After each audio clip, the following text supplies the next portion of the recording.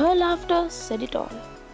Characters of the story: Mr. Danda, a guest; Mr. and Mrs. Bandar, caretakers at the guest house; Pramodini, their 8-year-old daughter; Mr. David, the special guest, an employee of the resort; a well-furnished living room of the guest house; 3 people sitting, 2 men and 1 woman; a slightly built girl of about 8 years in jeans, a loose jersey and a pair of boots, is hiding behind one of those chairs. She looks like a miniature jungle queen. I am really enjoying my stay at your guest house.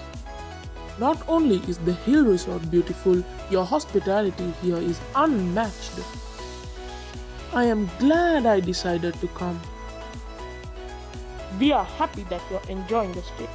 Please let us know if you need anything. Hello, what's your name? Hello, come here, my dear. Did I offend her? What happened? I am sorry, Mr. Danda. You see, our daughter cannot hear anything nor speak. She is deaf. That's why she didn't come to you. Oh, I'm sorry. I did not mean to trouble her. I imagine that this is a situation you have to deal with almost daily. For every day, 1 or 2 guests leave and new ones come along. Yes, we do, and we don't know what we can really do about it. May I make a suggestion to protect the child from this constant distress? Oh yes, Mr. Danda, please, anything. Maybe you could have pieces of paper typed with a message and hand them over in an envelope to every new visitor as soon as they enter the guest house. On the piece of paper you could say something like, "Our daughter is deaf. You may hurt her by trying to be friendly too soon, as she can neither understand nor reply to your kind words. You are requested to please give her time to approach you and make your acquaintance. Thank you." That might work. I'm willing to try it. What do you think? Yes, we can try it. A week later, in the living room. Mr. Danda, I wanted to thank you for your suggestion about the message. The idea is working well, even beyond our expectations. Though a few sympathetic questions are still being put to us. Our daughter is spared. She has slowly begun to get friendly with some of the guests. We feel relieved. Thank you so much for your suggestion. I am glad I could be of help, Mrs. Bandari. Another week later, at the reception desk of the guest house, late afternoon.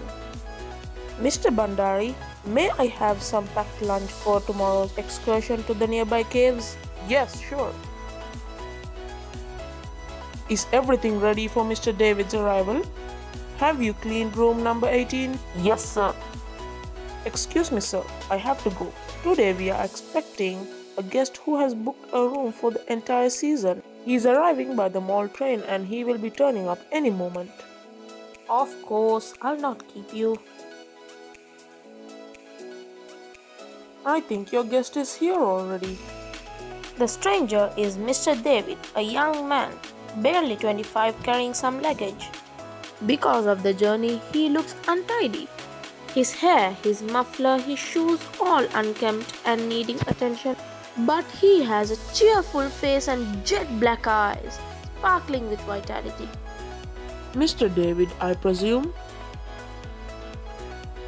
Room number 18, please. Everything is ready.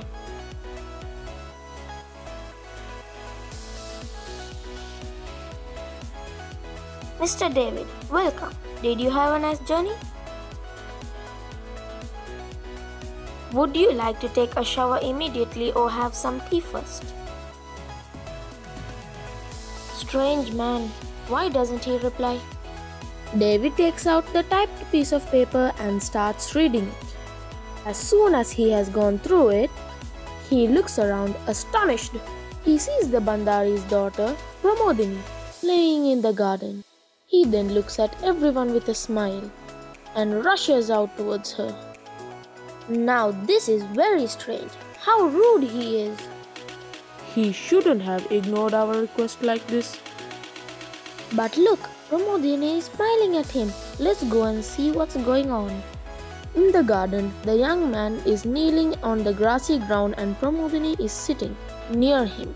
The young man is pointing at the flowers. The shrill animal-like laughter of Pramodini pierces the air. Our daughter has not laughed like this for years. Running towards her mother, wildly pointing to David and making a unique sound as if to say, "Mama! Mama!" Everyone is standing, looking with astonishment at David. He is smiling. Everyone realizes that David is deaf too. The following day, in the living room, Mr. Danda is sitting and reading the newspaper. "Good morning, Mr. Danda. I have great news." Good morning, Mrs. Bandari. Do tell. Mr. David has convinced us that he has plans for our Pramodini. There are schools for children like her, though they are most beyond people's means. He has himself studied in one such school abroad and now has returned to India to help others who need such support by starting a school here for deaf children.